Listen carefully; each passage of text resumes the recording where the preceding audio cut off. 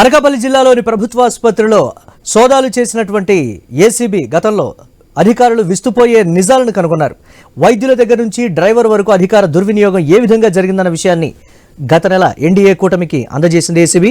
దీంతో వైద్య ఆరోగ్య శాఖ మంత్రి సత్యకుమార్ యాదవ్ తక్షణమే విచారణ చేసి అక్రమాలకు పాల్పడిన వారిపై కఠిన చర్యలు తీసుకోవాలంటూ ఆదేశాలు జారీ చేశారు. 2020లో సోదాలు చేపట్టిన ఏసీబీ కొన్ని కారణాలతో నివేదిక ఇవ్వడం ఆలస్యమైనట్లు తెలుస్తోంది. ఎట్టకేలకు నివేదిక రావడంతో ఇప్పుడు అనకాపల్లి జిల్లాలో ఇది హాట్ టాపిక్గా మారింది. దీనికి సంబంధించిన మరింత సమాచారం విశాఖ న్యూస్ ప్రతినిధి రాజు అందిస్తారు. జిల్లా ప్రభుత్వ ఆసుపత్రిలో మాయాజాలం ఒక్కొక్కటి వెలుగులోకి వస్తుంది.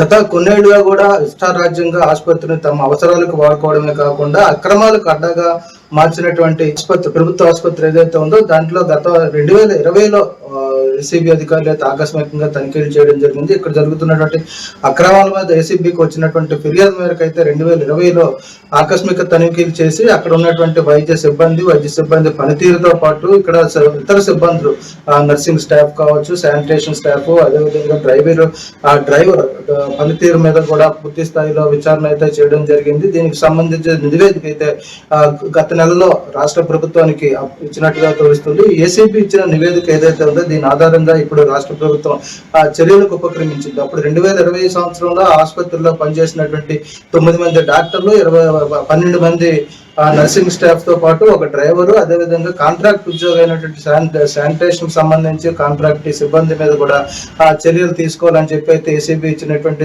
సూచన ఏదైతే నివేదిక ఏదైతే ఉందో దాని ప్రకారం కూడా వీళ్ళందరి మీద కూడా ఇప్పుడు చర్యలు తీసుకోవాలని చెప్పి కూడా రాష్ట్ర వైద్య ఆరోగ్య శాఖ మంత్రి సత్యకుమార్ యాదవ్ అయితే ఆదేశాలు ఇవ్వడం జరిగింది. నిన్న అమరావతి నుంచి జిల్లాకి అయితే ఆదేశాలు వచ్చినట్టుగా తెలుస్తుంది. దీనికి సంబంధించి వైద్య ఆరోగ్య శాఖ కూడా ఒక ప్రకటన అయితే విడుదల వైద్య ఆరోగ్య శాఖ సంబంధించి కూడా అమరావతి మంత్రి కార్యాలయం నుంచి ఒక ప్రకటన కూడా వెలువడడం జరిగింది. ఇప్పుడు అనకాపల్లి జిల్లా వ్యాప్తంగా కూడా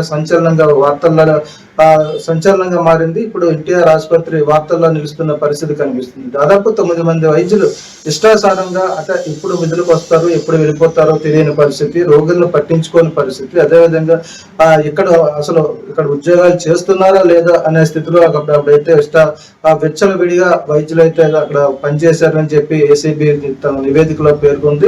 నర్సింగ్ స్టాఫ్ కూడా సరైన వైద్య సేవలు అందించకుండానే జీతాలు తీసుకున్నారు అనే విధంగా కూడా ఏసీబీ నివేదిక అయితే వెల్లడించడం జరిగింది. దీంతో పాటు మరీ ముఖ్యంగా చూసుకుంటే ఆసుపత్రిలోకి వచ్చేటువంటి రోగుల కన్నా కూడా ఇన్ పేషెంట్లను ఎక్కువగా చూపించి ఒక మాయాజాలాన్ని, ఒక మంత్రజాలాన్ని కూడా అక్కడ ఆసుపత్రిలో ఒక మాయాజాలాన్ని కూడా సృష్టించినట్టుగా తెలుస్తుంది. ఎందుకంటే ఓపీ పేషెంట్లు వచ్చే సంఖ్య కన్నా కూడా ఇన్ పేషెంట్లు ఎక్కువగా ఉన్నట్టు, వాళ్ళకి వైద్యం అందించినట్టు, ఆ మందులు ఖర్చులు కూడా చూపించారని చెప్పి ఏసీబీ అయితే తన నివేదికలో పేర్కొన్నట్టుగా తెలుస్తుంది. దీంతో పాటు అసలు వాహనమే వాడకుండా 74,000 రూపాయలకి ఆయిల్ బిల్లు కూడా పెట్టాడని డ్రైవర్ అని చెప్పి కూడా ఏసీబీ గుర్తించడం జరిగింది. ఈ నేపథ్యంలో ఆ డ్రైవర్ మీద కూడా చర్యలు తీసుకోవాలని చెప్పి కూడా సిఫార్సు చేసిన నేపథ్యంలోనే దీంతో పాటు అసలు లైసెన్స్లే లేకుండా క్యాంటీన్ నిర్వహించడం, అదేవిధంగా అక్కడ ఉన్నటువంటి క్యాంటీన్లో ఆహార పదార్థాల నాణ్యత లోపం, మెనూ బోర్డు పెట్టకపోవడం, అదేవిధంగా ఎప్పుడు ఏ వస్తువు ఉంటుంది, ఏ వస్తువు ఉండదు, అదేవిధంగా ఆహారం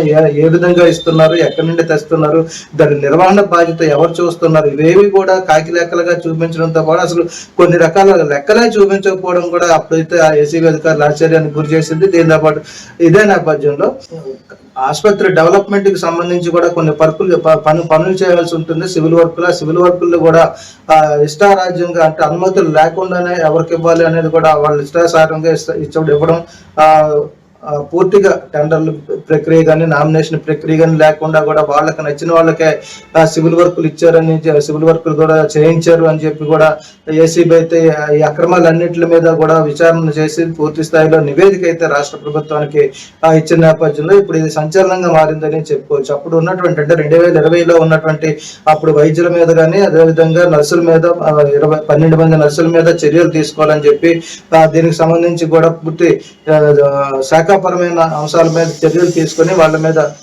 కఠినంగా శిక్షించాలని చెప్పి ఈ మేరకు అయితే రాష్ట్ర వైద్య ఆరోగ్య శాఖ మంత్రి సత్యకుమార్ యాదవ్ అయితే జారీ చేయడంతో ఇప్పుడు ఇది హాట్ టాపిక్ గా మారిందని చెప్పుకోవచ్చు.